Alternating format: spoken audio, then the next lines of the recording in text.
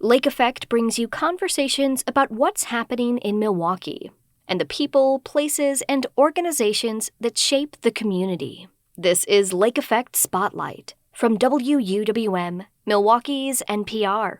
Spring migration is in full swing, which means warbler season is upon us. These small songbirds are among the most celebrated by birders for their flashy colors and sweet songs. But most warblers only spend just a few weeks in Milwaukee. For this month's Chirp Chat, Lake Effect's Excret Nunez meets with Zoe Finney at the Schlitz Audubon Nature Center. She explains what makes warblers so special and where you can see them this spring.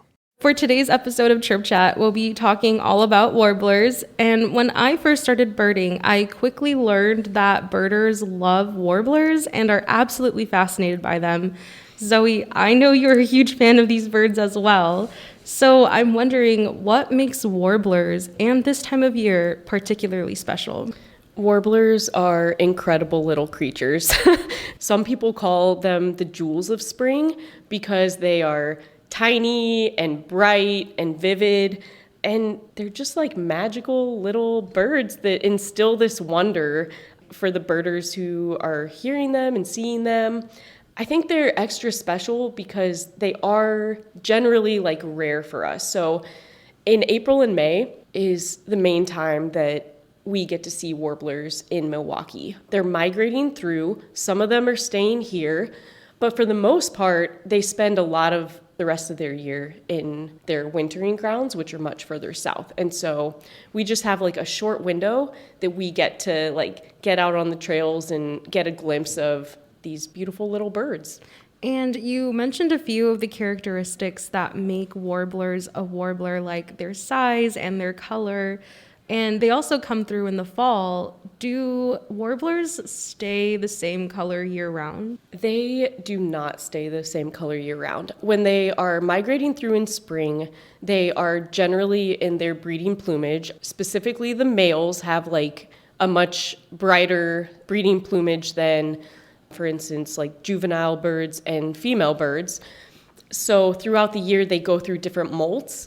And in fall, it's actually like really tricky to identify. They're actually pretty hard to identify in spring as well. There are quite a few different species that come through, but many of them have similar characteristics. And so you have to like really learn the different field marks to be able to distinguish them from each other.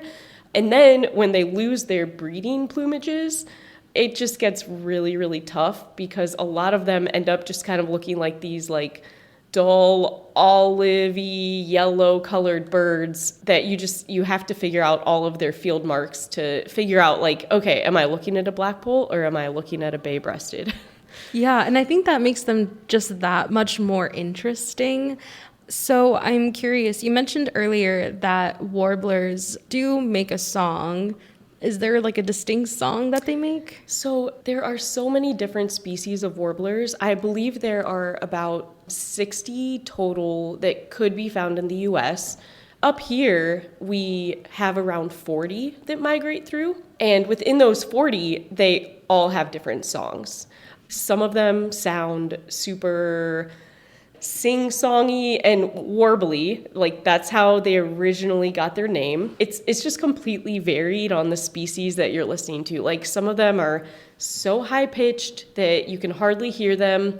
And then you think of like a spring morning where there might be like dozens of birds that could be singing their songs around the same time. So even just like figuring out how to distinguish like what song am I hearing can be pretty tricky. And I think that's part of like why people love warblers, because there is this challenge with them, not only in like the identifying by song, but also identifying them by their characteristics. Because again, like it's a big group of birds, you know, there's just like a wide range of how these birds look. Absolutely. So you mentioned that about 40 warbler species will fly through Milwaukee during spring migration. Where will warblers be traveling from? Oh, they are traveling from all over. When I said that there are 40, there have been 40 total, according to eBird, ever spotted in Milwaukee. I think in like a typical spring migration, it's probably like more low to mid 30s is what you would expect to actually see. Here at Schlitz Audubon, we have observed 34 warblers total. But these warblers are neotropical migrants, and so that means that they are traveling from South America, Central America. Some of them stay in the Caribbean. One of my favorites, the Blackburnian warbler, flies as far south as Bolivia to then travel across the Gulf of Mexico and across like the U.S. to get up to their wintering grounds in northern Wisconsin and the boreal forests of Canada. That's amazing. And so why are they traveling so far? Like, what's driving or motivating their migration? So migration is still something that, even though it's been studied a ton, the exact specifics are still not 100% known. But what we do know is that these birds have an internal clock, an innate compass in them that lets them know it's time to go. There are theories that it could be the position of the sun that helps guide them, but lengthening day is one of the main things that helps let them know it's time to go, as well as warblers primarily eat insects. And so in the spring, our insects are starting to hatch, and so they're moving for the food sources. And so they're leaving their tropical lands to come up here to get more food and to breed in their habitats in mainly boreal forests. And so when they're migrating through like the Milwaukee area, are they stopping to nest, or is it just a rest stop for them? It depends on the species. There are some species that this is their final destination, like the yellow warbler could nest in Milwaukee County. The common yellowthroat is another one that we have nesting here.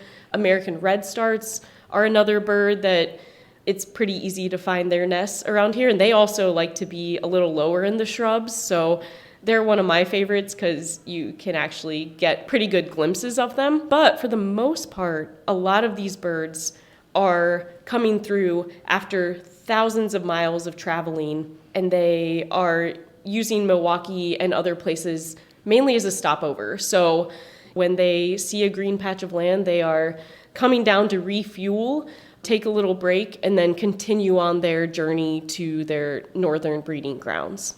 And so I understand that in general, bird populations are in a steep decline across North America.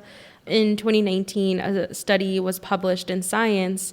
It found that there are nearly 3 billion fewer birds in North America compared to 1970, and nearly 2.5 billion of those missing birds are from migratory species like warblers. So I'm wondering what's contributing to the decline of warbler populations and what can be done to protect them? Warblers are declining much like other species due to habitat loss, deforestation, and climate change, as well as just human impact on their wintering and breeding grounds. So one thing I think like the average person can do in your own backyard would be planting native plants and shrubs. Warblers, when they're coming through Milwaukee and other parts of the US, this is like a refueling stop for them mainly. And so if we have the right habitat that's like helping the correct insects flourish, we're just providing them a better stopover. Absolutely.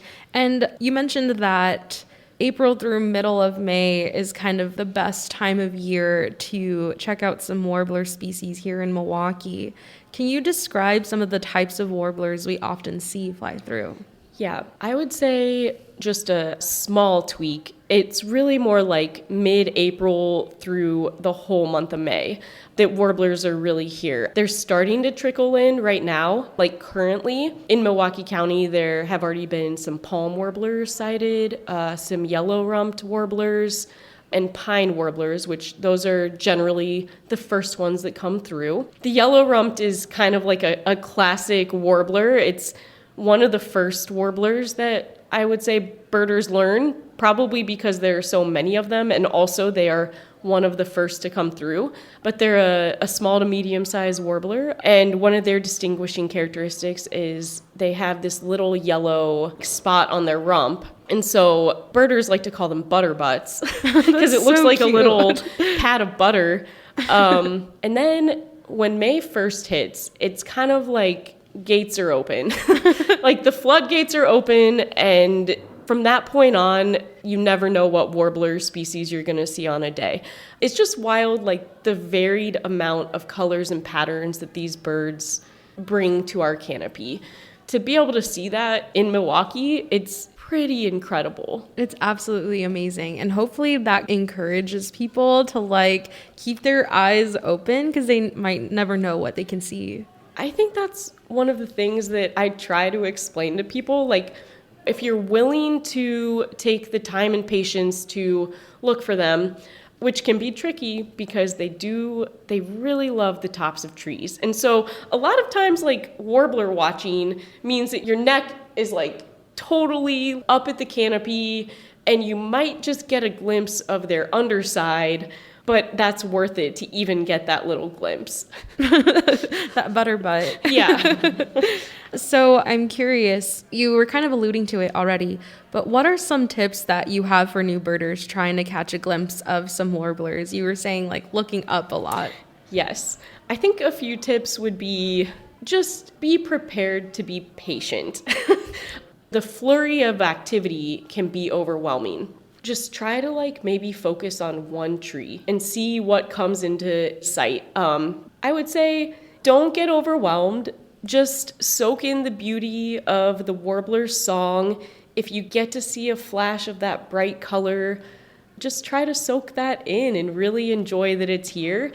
And I promise, like, the more time that you spend outside with your binoculars and with other birding groups, like, you are going to start to learn how to identify them.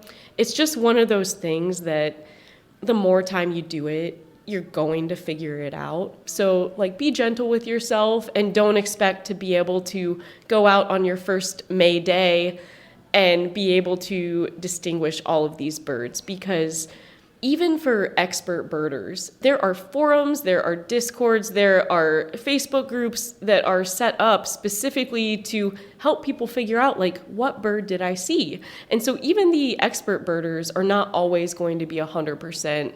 And so if you're beginning, you're not going to know right away either. That's really reassuring. Thank you. Yeah. What are some other great spots that you recommend people check out to see warblers? Yeah, Schlitzaudubon is a great spot for warblers. There might be different species in different areas of the property, but the tower is a wonderful spot because it does like get you more to their level. Lake Park is another really great spot for warblers. If I'm not here, then I will be in the ravines at Lake Park most spring mornings or like on the weekends. Grant Park is another really great spot for warblers. Being along the lake really gives us a lot of places that are prime for warblers because we're in the Mississippi Flyway and a lot of the birds are using the lake as their migration route. And so the green areas along the lake tend to be hot spots for warblers. Another spot, not in Milwaukee County, but Ozaki, Lion's Den is another really great spot for warbler watching. Yeah, I've definitely been meaning to check Lion's Den Gorge out. Yeah. So I will be doing that. Well, Zoe, we've reached the end of Chirp Chat. And at the end of Chirp Chat, I love for guests to shine a spotlight on a bird for the month. So I'm curious, what bird would you like to highlight this month? So because I already picked the Blackburnian warbler last time I was on, I had to pick my second favorite warbler, which is the American redstart. It is a small warbler that is basically completely black except for some really bright spots of orange on its wings and kind of on its like side breast area. They have a beautiful little song, very high pitched.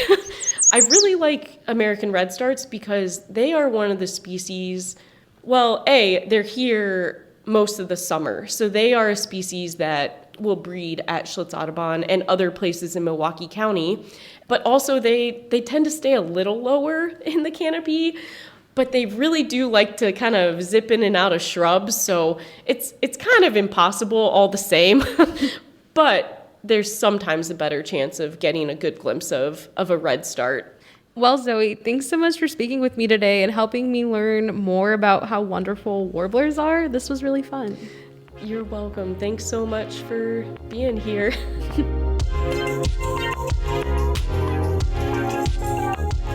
Zoe Finney is the creative lead at the Schlitz Audubon Nature Center and a big fan of warblers. She spoke with Lake Effect's Grit Nunez for a monthly series we call Chirp Chat, which you can find as a podcast.